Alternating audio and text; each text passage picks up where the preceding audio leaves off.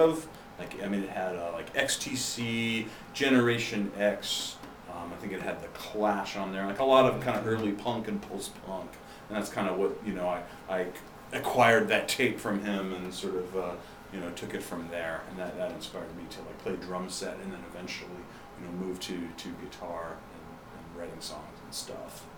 So you started as a drummer? I did, yeah. Started as a drummer, like in the school band and marching band and that sort of thing, and then played in bands. Well, a band, and then around the time I was 18, I decided that it would be probably more interesting to write songs and play guitar. And it wasn't until I was in my mid-30s where I figured out I could kind of do both at the same time. Yeah. So here we are. So when you're in the studio, do you still find yourself thinking like a drummer? Definitely not necessarily in the studio, but when I write songs, I always have the drum part in mind, right? And the drum part kind of helps drive the song. I know where all the changes, and like with my feet I can do like pretty simple fills, but they act as segues to the next part. I have all of that stuff kind of in mind as I write the song. What the drums are going to be, and how the beat will sort of feel. Yeah. Well, Jay Marinelli is here in the studio with us for your Tuesday afternoon alternative. He has a show tonight at the Yellow Cab Tavern with the one and only Paige Beller, Dayton treasure. Shut up with your judgment, those people not from Dayton. Prove me wrong, look it up. But so I'm curious, Jay, what was the turning point for you where you said, I need to make music? I mean, like, was there just a moment, or was it a series of things that you experienced? I think it was a series of things that I experienced. We talked about the aforementioned tape with like XTC, Buzzcock, Stiff Little Fingers, Echo and the Bunnymen, etc. on it. Yeah. That was big. That was a big influence. Buying the second Ramones album was bringing me there. I was like, this I bet I could maybe do this someday. This is pretty simple and exciting and straightforward. And then I started seeing shows at an all ages venue in Morgantown, West Virginia. I started seeing like punk and hardcore bands. Then it became clear that I have the wherewithal to do that. Not just the desire, but the ability as well. So when you write, do you approach it with music first and then you add lyrics later, or are you a lyricist first and then you add music to accompany the lyrics? Oftentimes, and this seems really weird, like I'll come up with a title, right? And the title will kind of drive, this seems strange, I know, but the title will, like I'll have this cool phrase for a title, I'll just write it down somewhere, and the title will drive both the music and the lyrics. Oh, that is kind of unique, I think. Kind of weird. That doesn't happen all the time, but probably most of the time. Oh, that's fascinating. If anybody has a question for Jay, you can reach us through Facebook or your Tuesday afternoon alternative.com. Of course, we've got a live stream going so you can see as well as hear Jay. He has agreed to play some songs live for us, and this is probably the wrong time to say, hey, you can play some live stuff, right? I'm more than happy to. Thank you for asking. Yeah. I feel the need to at least be polite here. Yeah, sure. So can you play one for us right now? Yeah, sure. I'll play a song that I wrote. Can I kind of talk about it a little bit? Oh, please. All right. Please. It'll give me practice for banter later on. I wrote this song around 2006, like kind of not long after I started doing the sort of one-man band playing with the drums with the feet, guitar with the hands thing, and it was at a time when things like cell phones were starting to, creep into rock shows, and I would just get horribly offended when I would see someone texting. How can you text during a rock and roll show? It's an embarrassment. So I wrote this song about it called Telephone Teeth, and now obviously, cell phones and technology like that have become so pervasive that I barely notice them anymore. So I applied to the lyrics to a number of other societal ills aside from the horrible crime of bringing a phone to a show. Anyway, this is called Telephone Teeth.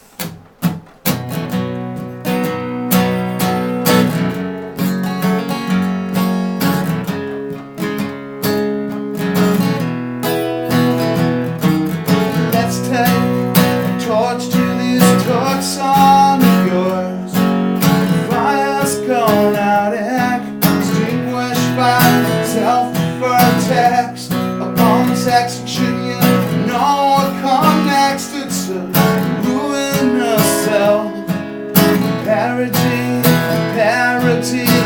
let's take a trip to the telephone teeth of yours. Bite one true shot, nonetheless your disease fit and spare. Upon spit you will never admit, oh it's been passed around this quarantine, quarantine, quarantine, quarantine town.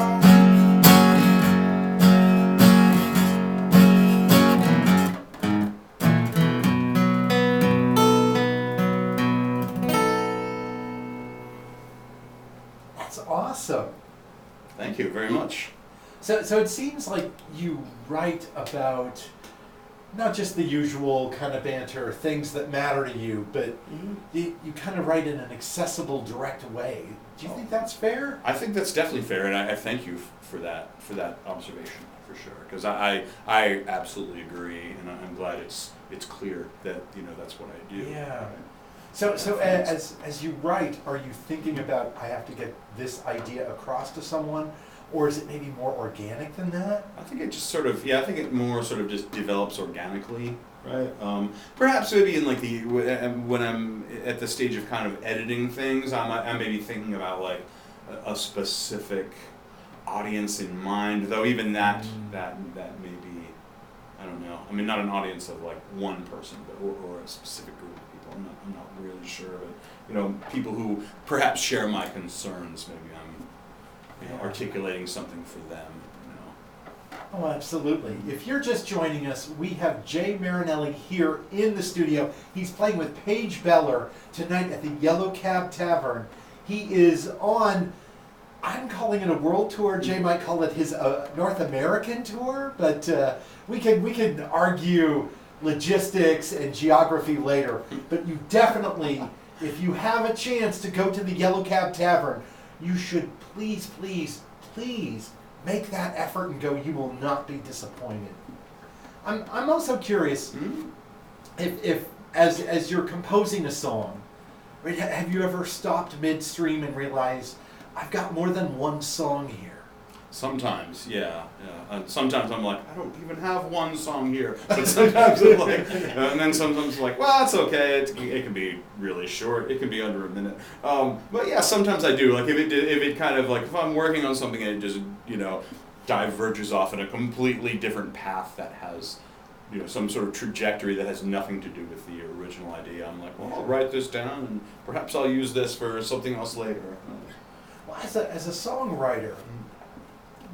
Thinking about not only composition, but I'm also thinking in terms of performance.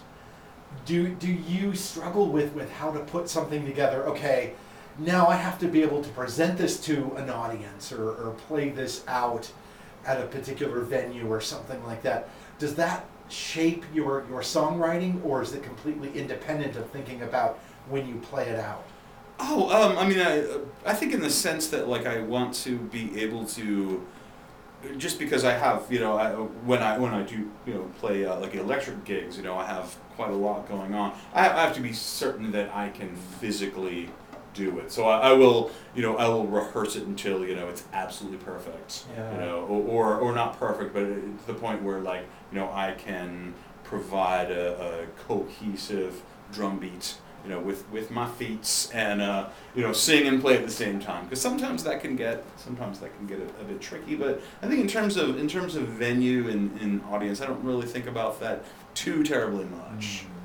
At least it doesn't factor into the songwriting. At least not at that point. No, maybe when I'm deciding like what putting a set list together and what to include and what to exclude, then like I think concerns with audience may come to mind. Oh, absolutely. Is there a moment when you know that something you're working on, maybe it's not a song yet, maybe it's just like a couple of chords that flow together or something like that. Is there a point where you're like, oh, this is something, or this is going to become a song? Absolutely, yes. What does that feel like? It feels really good because I'm more motivated to work on it like in that moment, and I'm like, well, I'm not leaving here until this is done, because this is already pretty awesome, and like it's only gonna get better if I spend another hour or so working on it. Like if I have this killer melody, and if I can put like insightful, at least to me, and cohesive lyrics to it, then then I'll be even more happy. Oh, absolutely. If you're joining us, Jay Marinelli is here in the studio. He is playing with Paige Beller tonight at the Yellow Cab Tavern. He's on his North American tour, if not world tour. Let's call it a world tour. I like the feel. It's more than one continent involved. Boom, there we go. So I think we can classify it. I don't know why I felt the need to say boom, but I was trying to give gravity to the idea. Can we get another tune from Yeah, sure. This is called Your Economy. This one's fairly new. I wrote this, it's like the second or third one I wrote after I moved to Norway about a year ago. And it's called Your Economy. It's not necessarily about an economy in which money or credit is exchanged for goods or services, but an economy based on like YouTube likes or retweets or Facebook likes and things of that nature. It's another waltz. You're lame, lying buzz like a trumpet, immersed in what you call your economy. Snatches of attention on your currency, importing your economy. It's a loveless endeavor to be monetized. It's a jar of sweet honey sold back to the hive. Or you may be back hat, but your pride cannot see. Just you balancing books in your economy. Viral, just like a sickness, through the thickness of the crowd. Inflation of haters and critics, sour sticks with large spoken too loud. Your lane lying buzz like a drunk bee, immersed in what you call your economy.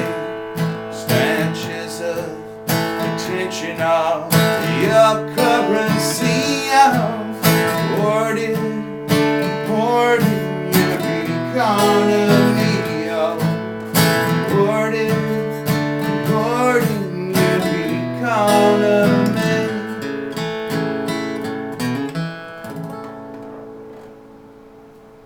Oh, I love that. Thank you. Thanks.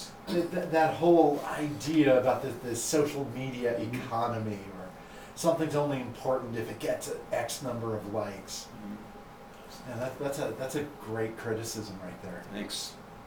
Thank you. We've got some folks asking online, do you normally play acoustic or do you do like a full band?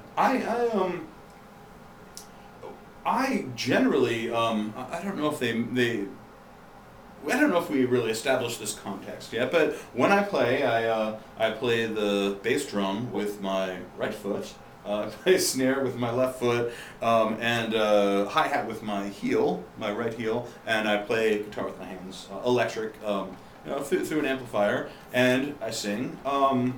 I generally do not have a backing band or anything like that, and sometimes I do play quiet or acoustic shows, just depending on what a promoter is asking for, or for what the situation sort of calls for. So is it fair to call you a one-man band? Yeah, sure. I'll take that. Yeah. You can call me a one-human band because it's more inclusive too. I think I might prefer that. And there's also the either Spanish or Italian term monobanda. Yes. Which I think is probably the coolest one of all. Monobanda. You could call Paige a one-woman band, or I like the non-gender specificity. A person who can play many things at the same time. Yes. As someone who wishes he could just play one,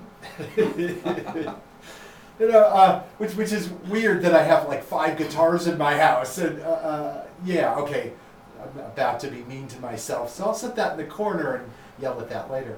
But that must take an awful lot of practice and concentration. Yes, it does. Fortunately, I have been doing the One Human Band since February 2005. So, and I practice pretty earnestly.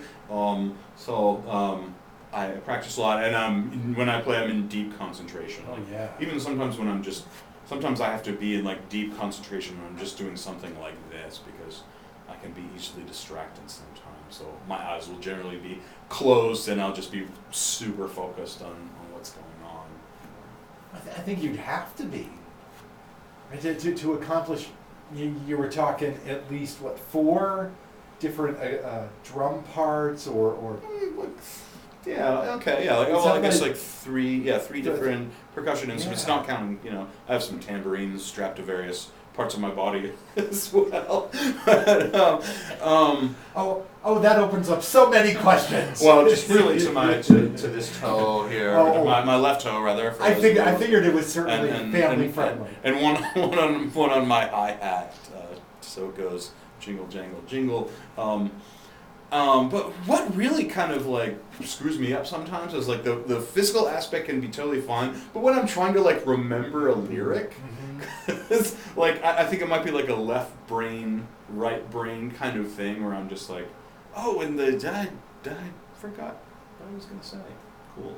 Playing the drum part's perfectly though, so there's that. so usually I have to just very like stare at a spot on the ceiling or just keep my eyes closed. Or, sometimes when I look in the audience, I get super distracted. So do your best to distract me tonight, Dayton, Ohio. I dare you. And people should take up that challenge Yes. at the Yellow Cab Tavern here in See what Dayton. you can do. You can see Jay and Paige Beller tonight. You think we are always telling you on this show that you could go out any night of the week and see cool bands, musicians, hear great music. You thought we were kidding. We are not kidding. So I'm going to let Jay rest his voice just for a second, Thanks. and we're going to jump to a Dayton musician who we recorded a few weeks ago playing live here in the studio. This is Seth Cannon.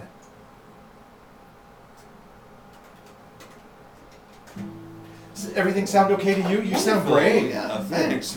Great questions too. Oh, No, I don't no, know really about good. that. No, very there are a lot, good, I'm just- good, nice open-ended questions. Oh, yeah. I'm not going to ask you. So, okay, Beatles or Stones? The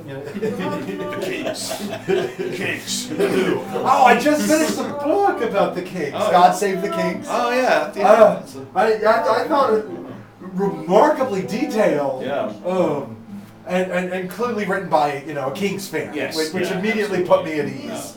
I dislike reading a book where it's clear. Okay, why did the author write this book? If they just like this band so much, or Right. artist, musician, whatever. But then again, in my day job, I'm an academic, so I regularly read negative things. Right. So it was kind of nice to read something that was more positive, although I walk away after reading that book going, oh man, it's really hard for me to hold on to my hero worship of Ray Davies in this book. Such a jerk. He is a jerk. Why can't he and his brother get Yeah, exactly. Can't they just get along? I love them both so much. Well, I mean, Together they're on without stuff. Dave's guitar, Yeah, I mean, I the know. Kings would be something totally They don't different. have that chemistry, but I guess without the hatred, they don't have the chemistry. I don't realize, that the brothers can have a certain amount of antagonism, but they take it to a really high level. And there were stories in that book. I'm like, oh, that didn't happen. Oh, you look it up and you're like, okay, other people are saying that happened too. I'll have to read that. It's I'll loan it to you. I just finished it. I was thinking, I gotta get other people to read this so I see what they think. I liked it a lot. It was really detailed. I would, at a certain point, I'm like, I feel like I should keep a rogues gallery or something to keep track of who did what, or I mean, in terms of people There's being probably a banned. database somewhere. There's certainly. All the incidents. I always appreciate when there's like a detailed discography with re-releases, in a book like that, because Oh, for sure. I've been streaming on Spotify, and then I went out and bought a couple of records I didn't have. So we got a little less than 2 minutes before we jump back in. Do you need anything and everything all right? I'm good. Window waiver. Oh yes, so we did. Students will wave. Hi guys. Just before you guys came, about 20 minutes before you came, 3 or 4 of my students walked by, Oh, cool. and 2 of them knew because they didn't freak out when they saw me in here. The other 2 were like, Oh, I didn't tell you guys, being Daytonians, I ran into an expat Daytonian, Matt Schultz, who played in Enon, drummer. Yeah. And Let's Crash, when I was in the Czech Republic. I played with his current band, who are from New York. Oh, that's cool. Yeah, he's the best. Yeah, he's a great dude. That He recorded feels my like set. small world for Yeah, that. for sure. Yeah. We talked about Morgantown a lot. Oh. It was cool. Which is where where I'm from. Well, now I should probably ask all the dumb questions about like what music you're listening to. Oh yeah, You sure. know, what do you find interesting out there? You know, stuff like that. You know, it's so cool that he was sitting right here as opposed to, although you're on the better mic. You know, capture something like this stuff is so cool. Oh yeah. I've got you in there a few times. Yeah, absolutely. Although I know Pose isn't sort of your normal stuff, but I adore that song. I love that. Appreciate it. People still share that the one video where I was like sitting over there. Oh yeah. Cool. They like share it for shows and stuff. It's weird. So. Go in about 10 seconds.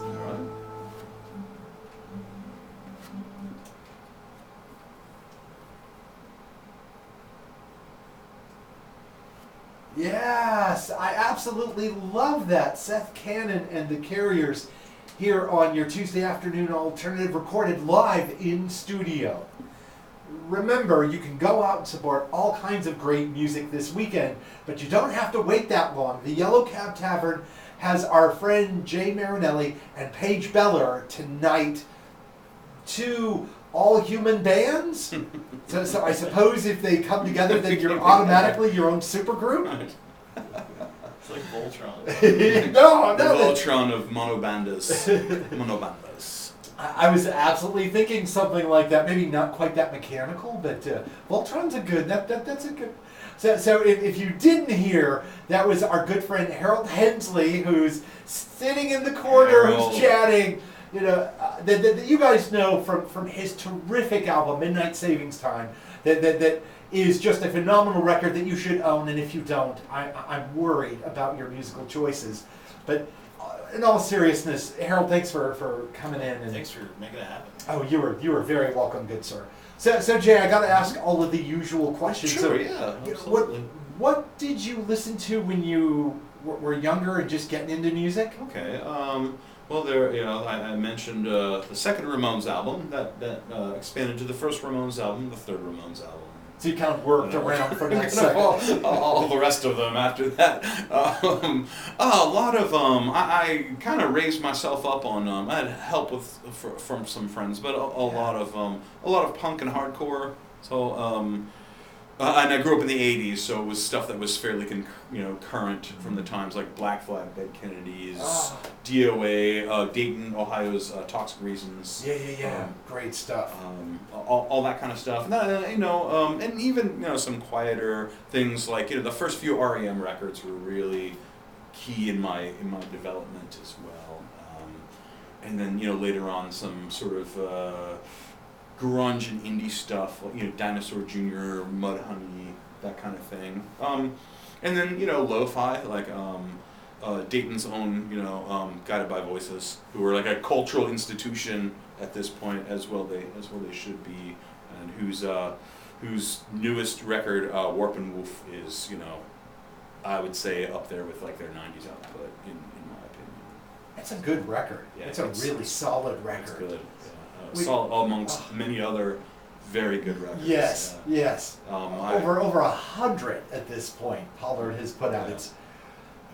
That's being more than prolific, I think. Yeah, it's so generous. We don't deserve someone as great as Pollard in our lives. If you're listening, sir, thank you. What are you listening to today, Jay? Today, I listen to there's a really fun podcast. called Profiles in Eccentricity, and I listened to a double episode on Woody Guthrie, one on Richard Nixon, and one on Doc Dart, who is the singer of a hardcore band whose name I cannot say on the air. Right. So I've been listening to that podcast a lot, and not long before this tour started, I put together this playlist. I like to compile like Spotify playlists. If you go to my Spotify, you'll find all these artist playlists, and it's all just sort of power pop, like sort of jangly power pop music from we'll say like the mid to early '70s up until now. So Yeah. starting with like Big Star up until like more current stuff. So I've been jangling along in my rented car. And the world could use more of that. Yeah, We need more of that. Sunshine pop. That's basically what I like. Could we get another song from you, Jay? Okay. This is an older one. This is called 8th Grade.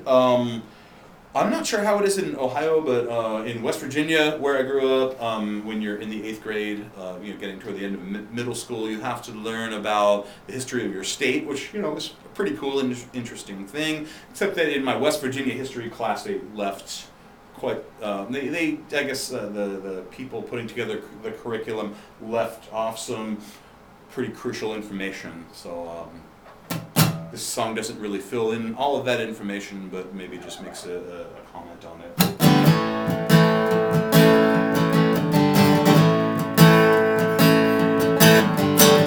Got a job in a hotel where that sits atop of no landfill. Cleaning room for minimum wage. Do it anyway, so I may as well get paid. No location, no strip line. From 78 to 1979, back before they had laws against it. Like I learned in a class I took about it called West Virginia History, taught by one Mr. Tonkowski. Way back when I was in the 8th grade, I hope the nice of me on my first day. Okay.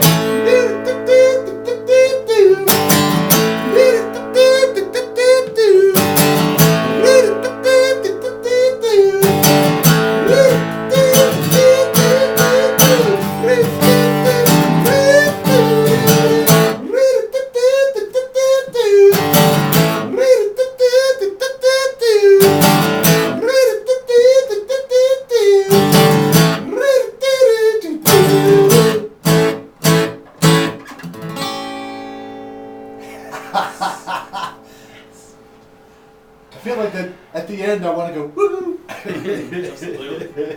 2 chords. That's all you need. You don't even need 2 chords, kids. Sometimes you don't even need a chord. So the quote is wrong. It's 2 chords in the truth. 0 chords in the truth.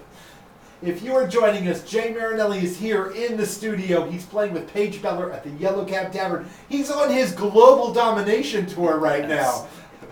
You don't realize how you've been seduced by this music. You've been overwhelmed. You have succumbed. You're going to go to Yellow Cab Tavern tonight to see Jay and Paige, as you should.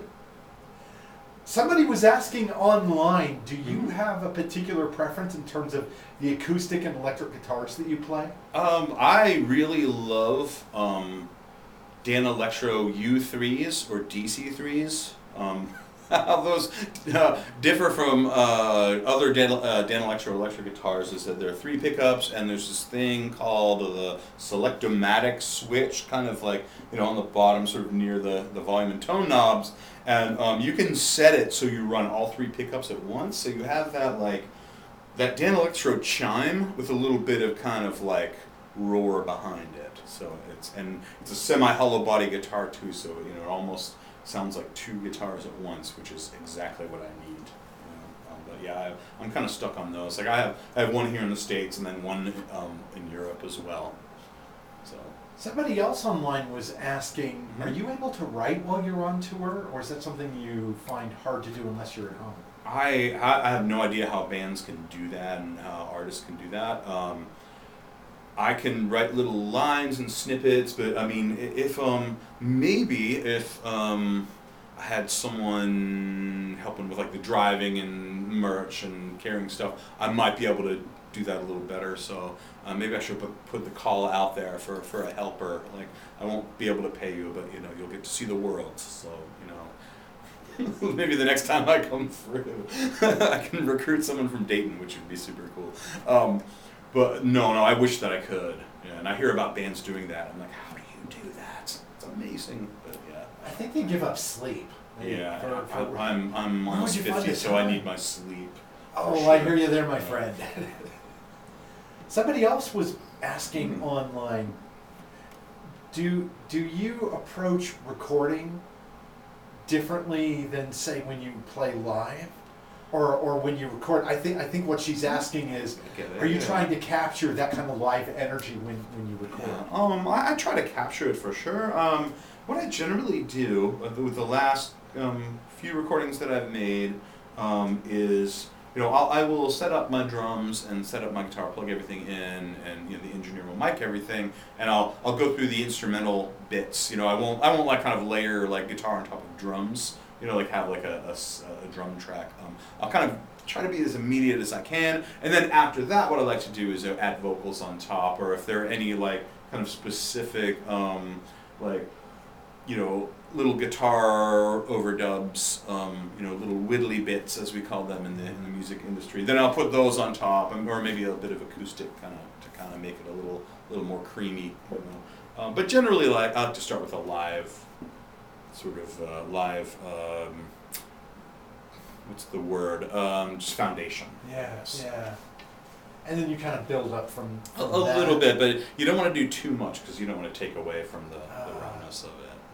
Yeah. So some of that raw energy, you don't want to get in the way of. Yeah, and then that's why I don't like to record on more than 8 tracks, because you know once you have too many options, then you'll feel obligated to use all of them. You know, like, well, I've got 5 tracks left. Got to put some glockenspiel in here. You know, but I want to keep it fairly skeletal.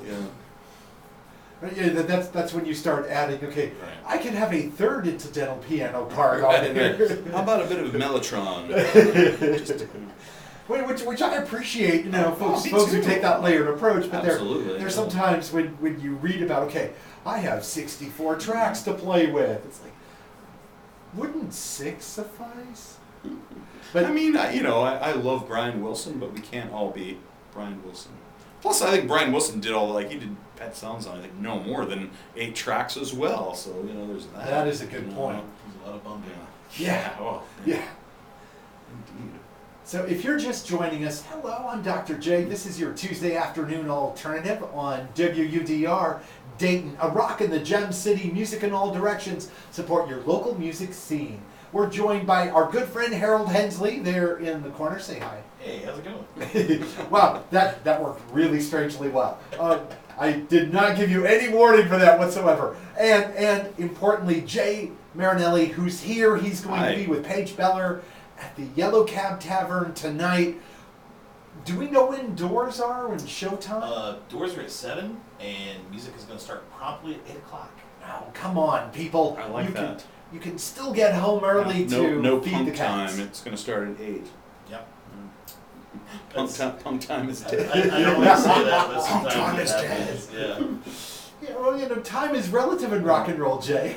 No, that's easy to say when you're not 49. As the 54-year-old in the room, I can definitely say oldest dude in the room among 3 gentlemen. And there are times when, what do you mean the show doesn't start till 11? Oh, that's rough for me. Struggle's real, dude, for sure. The struggle is real. There was that article probably like a year ago now. To me, I felt like I read it the other day about people arguing for earlier start times to shows. I know I was a big fan, but I also feel like I don't have the right to tell people what to do. Oh, yeah, for sure.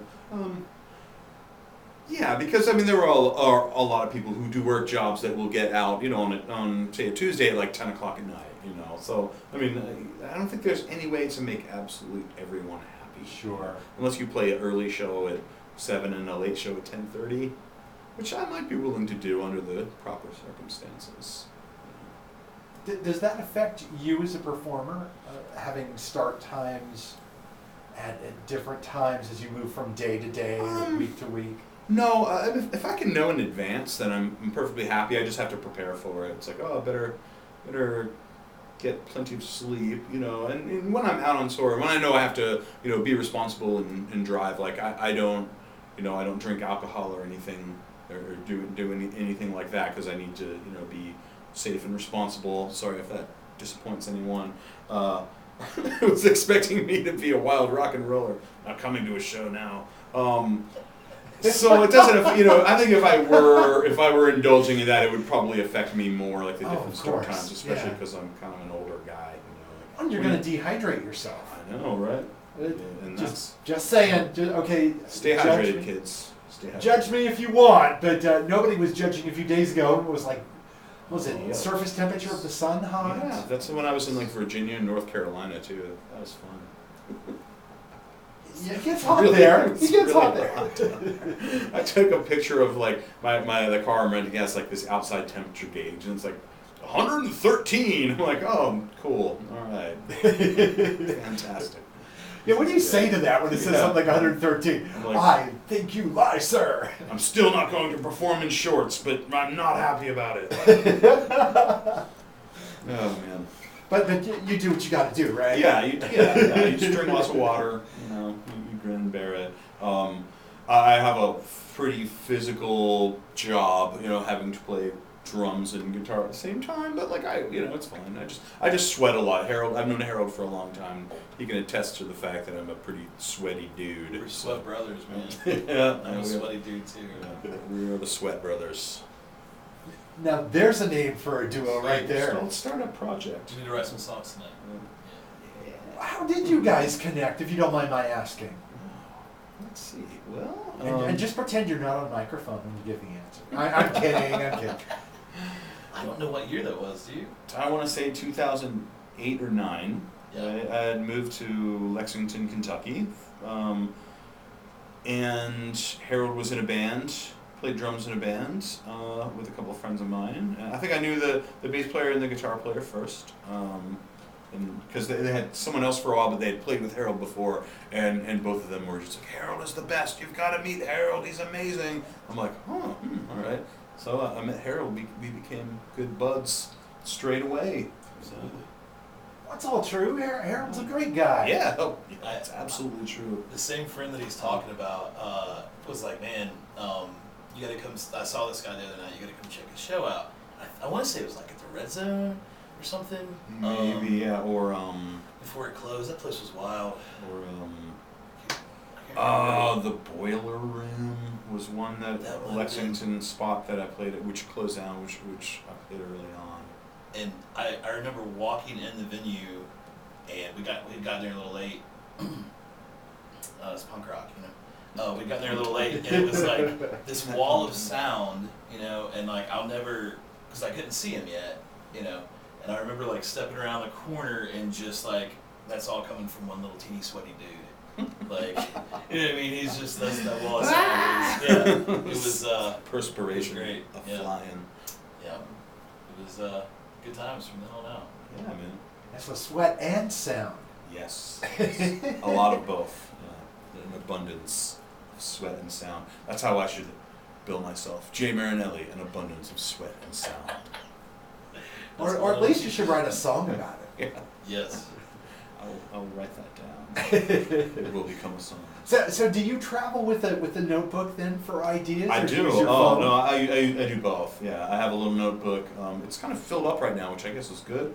And I put write down. I like to change up my set lists pretty much every night, and or even if I'm making just subtle changes, or write down snatches of ideas that may come to me as I am driving or hanging out or whatever. So yeah. So you can check out the Sweat and the Sound tonight at the Yellow Cab Tavern. Doors are at 7. Music begins promptly at 8 o'clock. You need to do this. I have to admit I'm exhausted right now because we've been putting some new floors into our house.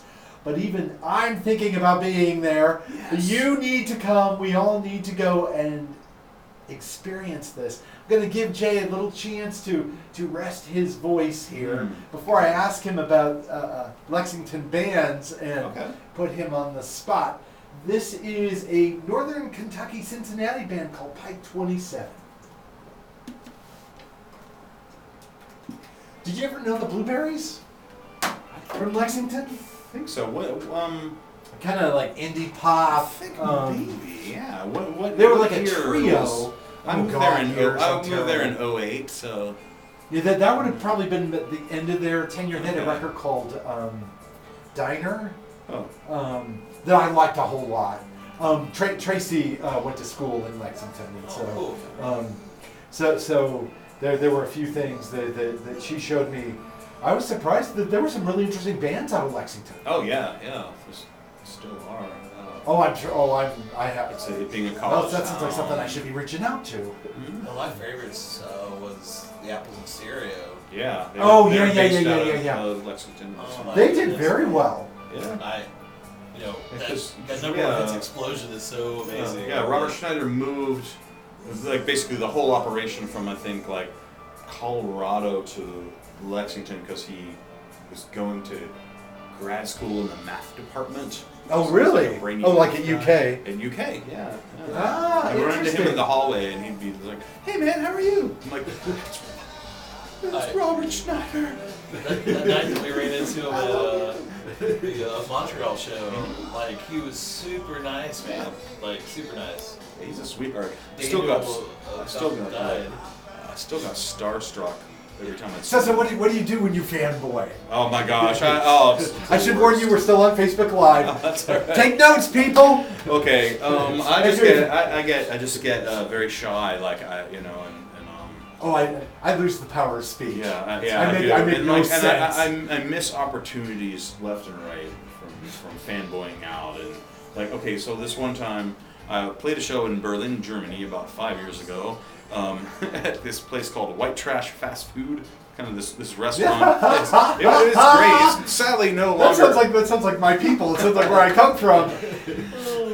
It's sadly no longer in existence. Oh. But the next night, Jello Biafra did a DJ set. Jello Biafra, singer for the Dead Kennedys, did a DJ set. On his spoken word stuff was It's hilarious. wonderful. It's so good. But he DJ'd for like something like 2 hours or something. I think he just loaded songs into his phone. 'Cause he was on tour. Okay. He was on tour with Guantanamo School of Medicine, and they had a day off, so he's like, I'll do a DJ set at White Trash Fast Food. I'm sorry, I'm laughing because I did the same thing back in the day when like one of those spoken word records came out. Right. I'm Yellow Biafra. Here's what I'm glad this show blew up. Wait, I remember that bit. I could have talked to him. I was there for like 2 hours, and his DJ set was amazing. All right, it was like just super. Like I only recognized perhaps 2 songs, but everything I heard was absolutely great. incredible. Yeah, and yeah. it was like really obscure, like garage and psych and surf music, like mostly like early to mid '60s stuff. With a bit of like kind of obscure '70s punk stuff thrown in there for good measure. I recognized perhaps 2 songs, but I was enthralled by all of it. Like, I was just like, what is this? And I totally could have asked Jello about, we could have talked about like, Morgantown, because Dead Kennedys played in Morgantown. He did spoken word multiple times in Morgantown. Alternative Tentacles re-released a collection of music by a band from Morgantown called The Inbred. Okay. Whom I saw a bunch of times. I could have talked to him about that. I had all of these opportunities, and I just. But you couldn't. I was just sad. The fear is real, man. The fear is real. What is wrong with me? I've been across from people that I'm like, It's the worst. It's like all I can get out. There's no reason for that, Like I'm not a shy person by nature at all, but there are just some people where I'm just like, And it's funny, politicians I'm totally cool with. I walked up to Bill Clinton. I've been to Iowa for the caucuses. Oh, okay. All right. Many seasons running. Yes. And you know, I gave my credentials to a secret security guy so that he knew I wasn't a threat. But okay, you still don't cross the line. Sure. Yeah. You know, Bill Clinton comes out and I just walk over, shake his hand. Hey, Bill, I really appreciated your presidency. Have a good day. You know, he really does put his arm around you, by the way, which feels really weird. Yeah, seriously. He's kind of a tall guy too. Like, he is. Far taller than I. Yeah. So is Morgantown home for you? That is my hometown. Yeah, Morgantown. Do you know Hello June at all? Yeah, I do. Yeah, I love them. I'm friends with Sarah. Oh, she's terrific. Hi, Sarah, how you doing? They are terrific. I played a show with them a couple of New Year's Eves ago. Yeah, with Hello June. I quite like them a lot. Yeah, they're really nice folk, and they're a very good band. We're talking about Hello June with Jay Marinelli, who is from Morgantown, West Virginia, Yep. which I think they also call their hometown. Yes. And our good friend, the incredible golden voice of Dayton Roots Rock, Harold Hensley, is here in the studio. Hello. I hope you never get tired of me saying I love that. it. That's the best thing anyone's ever called me, I think. It's usually stuff you can't say on the radio. I thought we talked about that. No one meant it. They didn't mean it. And if they did, well, forget them. Absolutely. So Jay, you're playing tonight Yes. with Paige Beller at the Yellow Cab Tavern. How would you describe, if someone hasn't seen you, which is, given that you're coming all the way from Norway, it's a possibility, what's your set like? An abundance of sound and sweat. more than just an abundance of sound and sweat, but an abundance of hooks, of pop hooks and punk urgency, right? And I don't know, a whole lot of energy there, you know, especially if I've had a few cold brews and I'm ready to rock. Yeah. So expect to see a man playing the drums with his feet and the guitar with his hands, and singing pretty songs through a slightly overdriven guitar. I think your stuff has a lot of melody. Ah, thank you. Which is interesting from someone who started as a drummer, percussionist, then moved to guitar. Yeah. And when you were drumming, you didn't sing, did you? No. But I always have really liked, the more tuneful side of especially like when I was into. Well, I'm still obviously into punk, but like when I was growing up, like for example, like I was always more of a fan of like the Buzzcocks and the Undertones than like, the Sex Pistols, whom I also love and who do have great melodies, but you just have to look for them a little bit. Whereas like with the Buzzcocks, the melodies are like right there on the surface and just super hooky, Oh, you think of a song like "Ever Fallen in Love," right? With someone you should, and just the arrangement it's direct, it's upfront, but yet it's still incredibly melodic. Yeah, absolutely. Yeah, the relationship between like the melody and the chords, I think on a lot of their songs is kind of what drew me to them and what made it really interesting for me. And when I was young, it was like this weird mystery that, because I'd yet to really learn how to play guitar or write songs, it was this mystery that I, was trying to unlock, and I think I'm still trying to unlock it. So songwriting itself is kind of like revealing or solving a mystery? Yeah, in a sense, yeah. Like in a lot of ways, I feel like, obviously the product is important, but I think the process of getting there is really enthralling to me, and is a huge reason as to very important reason as to why I do this. Yeah. You're listening to your Tuesday afternoon alternative here on WUDR Dayton. Support your local music scene. You can support by going to the Yellow Cab Tavern tonight to see Jay and Paige Beller play their hearts out for you, as they will. So just make the plan, go check it out. Jay, I know I normally tell people 3 songs, but could we get a 4th? Or, no is always an acceptable answer. Harold knows I do this, so he's laughing over there. Let me think of one. Dr. J is terrible. He's evil. Dr. J. Oh, no. It's going to cost you, Art. I got money. All right, I might have to sort of censor the lyrics and title to this. So this is called "What We Talk About When We Talk Spit." I couldn't possibly figure that out. And I guess it's kind of about how, like, when one engages in talking spit or spit talk, it says more about the talker than it does really about the object of the spit talking. Right? So, all right, here we go. First of all, brilliant. Thank you. All right, 1, 2, 3, 4.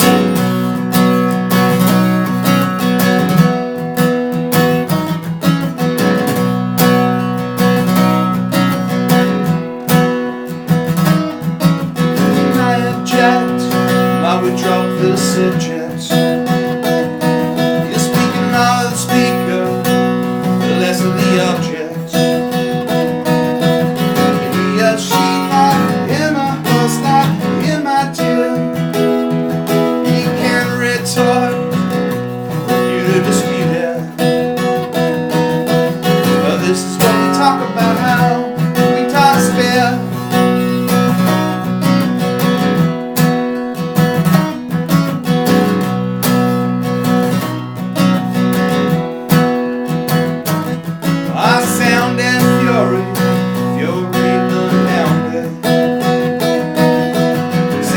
Unsignified, grounds ungrounded. But he or she, not him or us, not me, my dear. Can't qualify around it. But this is what we talk about when we talk spit.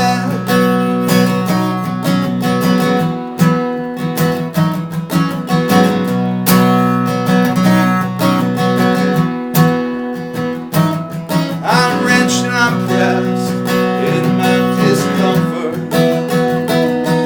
I wrinkled nose whips, which are a blood sport. But he or she, not him or us, not him, my dear. He can't nuance, dance around it. But this is what we talk about, we talk spit.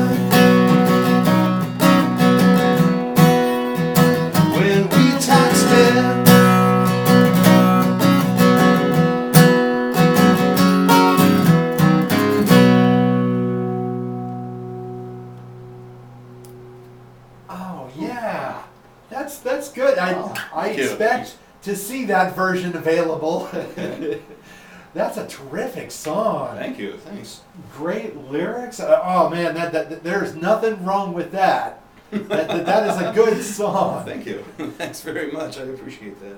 Well, Thank you. I want to thank you, sir. You have been traveling all over, and you took the time out of your day to come in. Oh, absolutely, my pleasure. I appreciate it. Sure. And Harold, thank you so much. Thank you, Art. Yeah, thank you for doing what you do too, because I think that you provide a valuable service to the community here. So Oh, you're being way too kind. if I were in town, I guess I can listen to you. You can. Thanks to the We internet, have quite so a few people who listen in Sweden right now. Oh, cool. I'll be tuning in for sure. So go to Yellow Cab Tavern tonight and see Jay Marinelli and Paige Beller play their hearts out. You've got two people who are one-person bands. What more incentive do you need? I'm thinking none more, as we would say in Spinal Tap. None more. But thank you guys so much for coming in today. I really appreciate it. Thank you, Dr. J. Oh, Yeah, thank you're you. always welcome, Harold, first of all. But Jay, there's always the call.